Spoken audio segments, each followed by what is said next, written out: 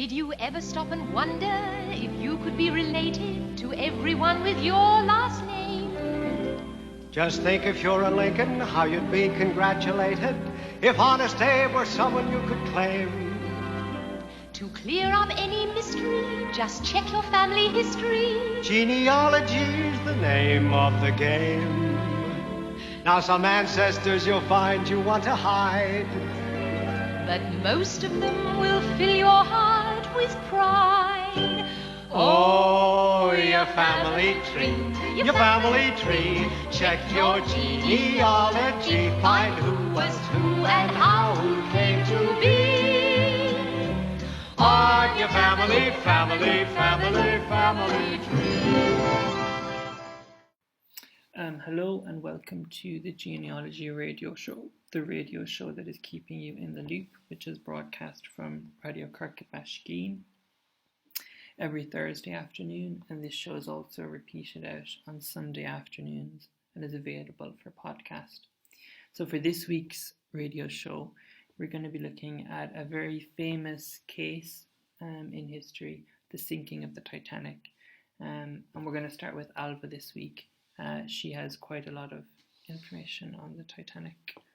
So the Titanic's official name was known as RMS Titanic or SS Titanic. RMS standing for Royal Mail Steamer and SS being steamer ship. So it was the RMS because it also held Royal Mail, which was going from Southampton, Shrewsbury and Queenstown to New York. Mm-hmm. And other ships that also contained this mail also had that title as well. So the Titanic was built in Belfast, constructed in the Harland and Wolff shipyard. This shipyard also constructed RMS Olympic and RMS Britannic, which was also part of the White Star Line. So the cost of construction for the Titanic was over 1.5 million, and in today's value this would be over 37.5 million, which is a staggering amount. So the ship was it took 3 years to build, and it officially was completed the 2nd of April 1912. So once it was completed in Belfast, it set off to Southampton. Southampton being the beginning of the Maiden voyage for the Titanic. So once the ship got to Southampton, the 10th of April, or before the 10th of April, it was currently docked in Southampton for around 6 days, and during these 6 days, the ship was kind of given its finishing touches, furnishings. It was open to public viewing as well. So then officially the 10th of April, the Titanic set off on her maiden voyage, and her only voyage, to Shrewsbury. So at Southampton, before it left, 908 crew members got onto the ship here. Most of them were actually from Southampton.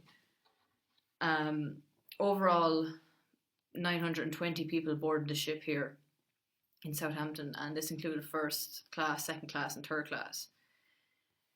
The first class people who boarded the ships in both Southampton, Shrewsbury, and Queenstown, they were more doing this for an experience or a kind of a holiday to go to New York so long, or to Shrewsbury or Queenstown, whereas the second and third class, this was a once-in-a-lifetime gateway to a new world, for employment in a different country. This was a new life for them, and it felt like this was a last resort, as obviously they couldn't get employed, or the conditions were in a bad way in their country so long, or so whatever. So from Southampton they went to Shrewsbury on the same day. So this was the second last stop. Many people from Southampton got off at Shrewsbury, as this was just happened to be the journey they were taking, which was lucky for them. So between Shrewsbury and Southampton, there was an accident which occurred between a small ship which had been sucked in by the propellers of the Titanic, which was known as the biggest ship in the world at the time, and the ropes were cut, and there was only 4 feet separating the Titanic and this small ship, and this could have ended in disaster. Luckily it didn't, there was no deaths, but it did cause delay. So this could have been the first sign of disaster. Okay. For not many people know this, but now this would have been the start of many events that would happen after. So it got to Shrewsbury. Again, there would have been hundreds of people who would have got on from here, as well as luxury items were put on board from Shrewsbury, such as champagne, cheese, wine, and there was over 10,000 of these containers, bottles of it, because they came from France. So this would have been more for the first class that were going to be occupying the ship. So from Shrewsbury, the ship made its way to Queenstown, known as Cove now, in Cork. And it got to Cove the 11th of April and set off the 11th of April. So it was known as Queenstown then, named after Queen Victoria, as in 1912 Ireland was still under British rule. So it got to Roach's Point, its last stop in Queenstown. There was no first class that got on at Queenstown. There was only second class and third class. There was 7 people that actually got off at Queenstown from either Southampton or Shrewsbury, and this actually included a well-known photographer and priest, Father Francis Brown. So at this stage, there was over 2,224 passengers and crew, and they left Queenstown the 11th of April at 1:30 in the day and set off for their journey to New York. So the devastation of the Titanic, once it was on its way to New York, it struck an iceberg, and it was known that it actually split in half and caused so many deaths. I mean, you have 1,500 people dead. This affected so many people, not just in England or France and Ireland. I mean, you had people coming on from different countries at Shrewsbury. I mean, you had people coming on from Italy, Poland, Syria. You had people from Uruguay, even Greece, Canada, America. They were actually getting on from France because they were obviously wanting to get back home. So this was their only way. So this devastation, it affected so many. It affected nearly every country in the world, The sad thing about it was this ship at full capacity could hold 3,000 people, but there was only 20 lifeboats, and 20 lifeboats could only hold 1,178 people. So I mean, you could clearly see there was a fault in if they weren't going to plan for an accident, someone was going to get left behind. So, and again, this is how 1,500 people ended up dying because of this. So this happened the 14th, 15th of April, 1912. You had the captain, Edward Smith. He was the captain of it.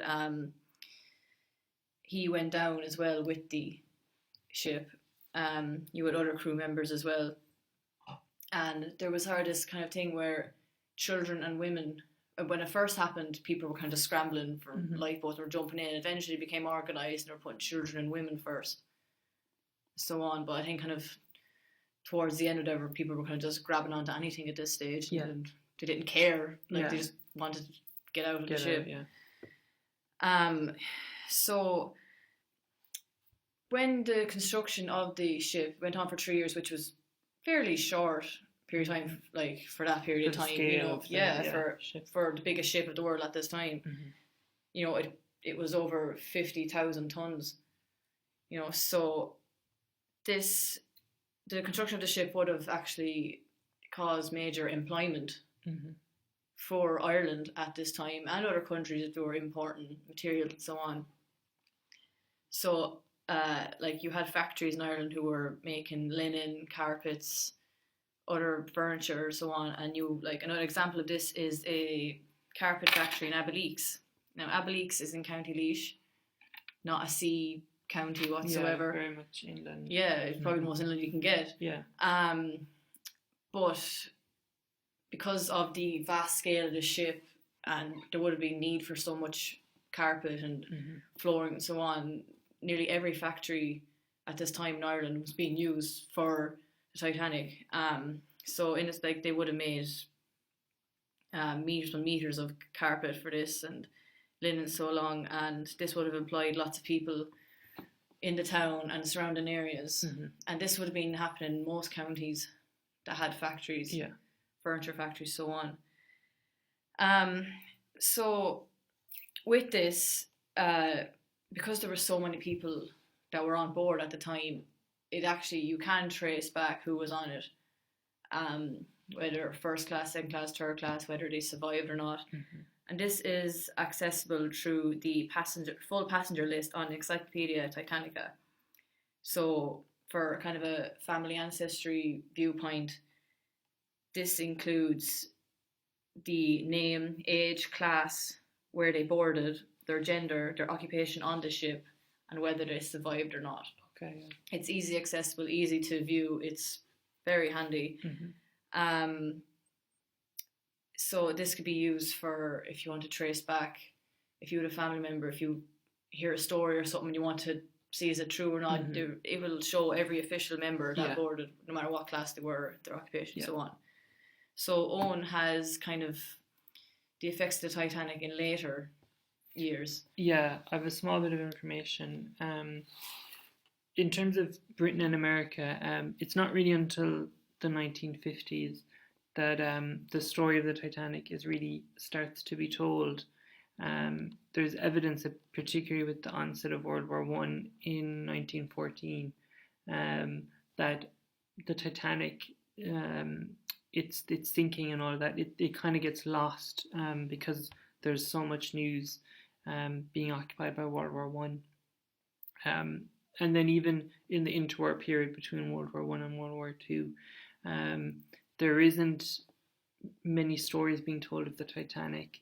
Even in the printed media, in literature, there's just not a huge amount out there about the Titanic. It's not really until the 1950s that we start to see the Titanic's, the story of the Titanic really being told.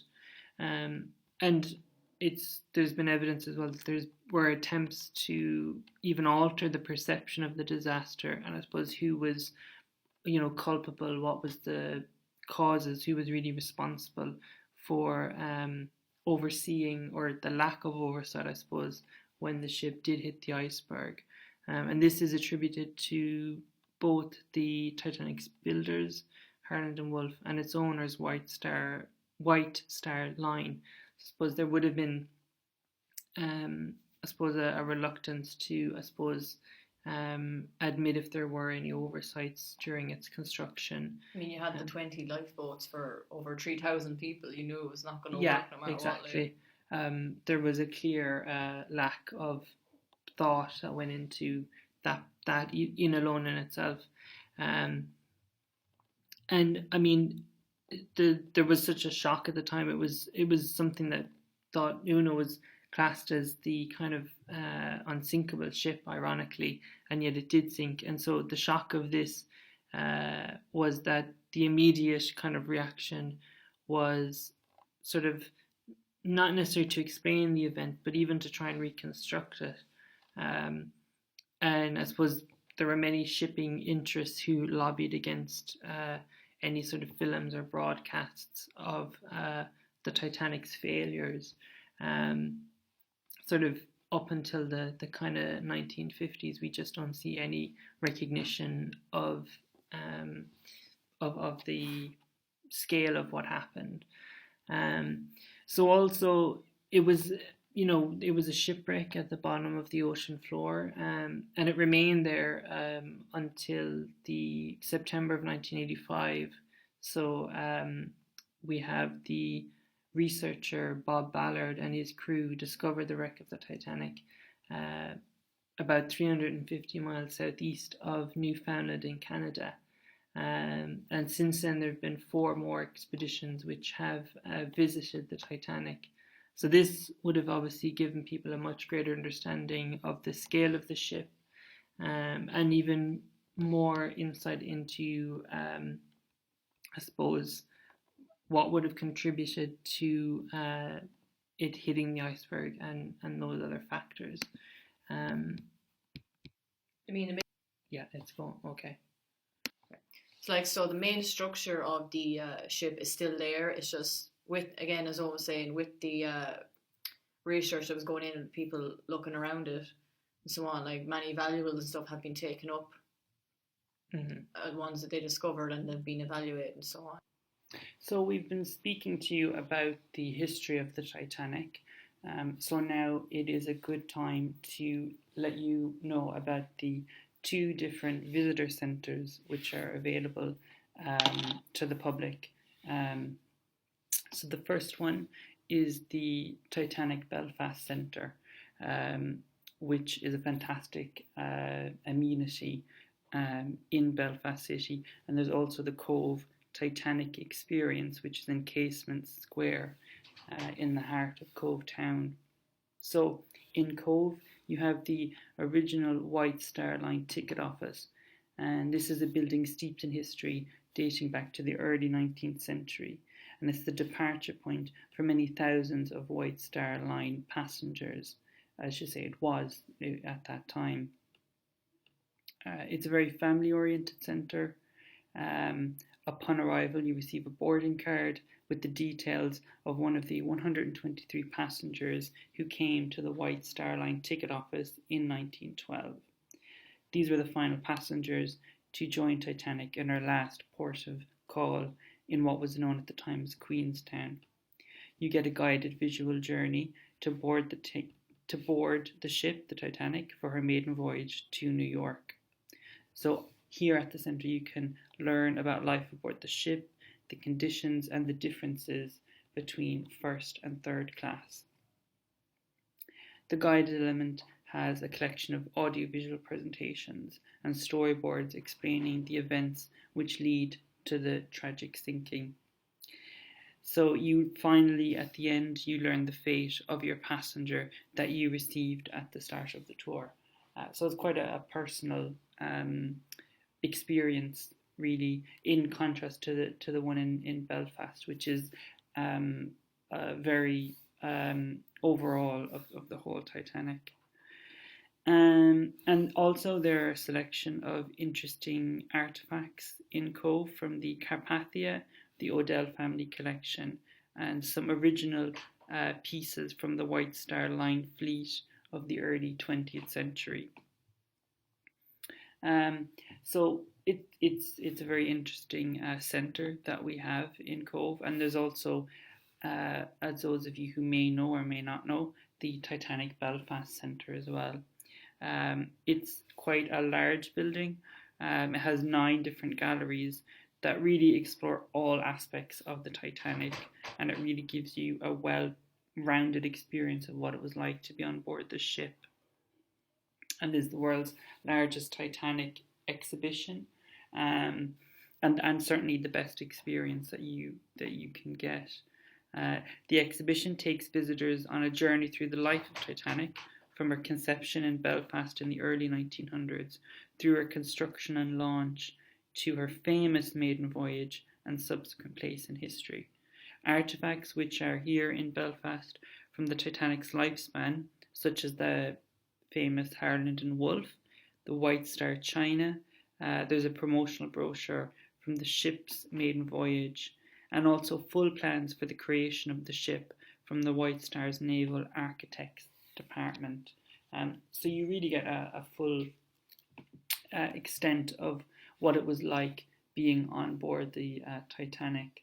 And also I think it's important that we have a bit of an understanding of the city of Belfast, which is where the Titanic was built from around 1907. This was a city which was really the hub and one of the biggest industrial centres in all of Ireland. It was very well known for the shipbuilding industry, and it was a very industrial city. And there is a sense at this period that Belfast was quite more far on in compared to Dublin when it came to the industrial and urban development at that period. And so there was a huge amount of employment for people in Belfast at this time. And it was a great, I suppose, very good promotion for the city as well, that it had such a great industry of shipbuilding at the time. So in this week's show, we've talked about the really well-known story of the Titanic. We've tried to give you more details about the lesser-known aspects. So we hope that you found some information from this week's show. The show is also podcast out and is repeated on Sunday afternoons. So thank you very much for listening. Did you ever stop and wonder if you could be related to everyone with your last name? Just think if you're a Lincoln, how you'd be congratulated if Honest Abe were someone you could claim. To clear up any mystery, just check your family history. Genealogy's the name of the game. Now some ancestors you'll find you want to hide, but most of them will fill your heart with pride. Oh, your family tree, your family tree. Check your genealogy, find who was who and how who came to be. On your family, family, family, family tree.